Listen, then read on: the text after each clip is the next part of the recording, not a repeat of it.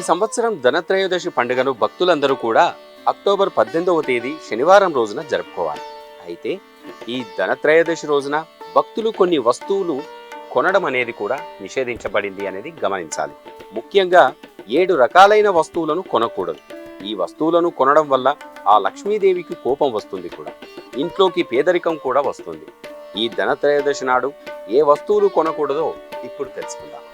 ఇనుముతో తయారు చేసిన వస్తువులను ధనత్రయోదశి నాడు కొనడం కూడా సాంప్రదాయంగా ఉన్నప్పటికీ ఈ రోజున ఇనుప వస్తువులను కొనడం అశుభంగా పరిగణించబడింది. శాస్త్ర ప్రకారం ఇనుము ఆ శనిదేవుడికి చిహ్నం. ధనత్రయోదశి రోజున ఇనుము కొనడం అనేది దురదృష్టాన్ని కూడా తెస్తుంది.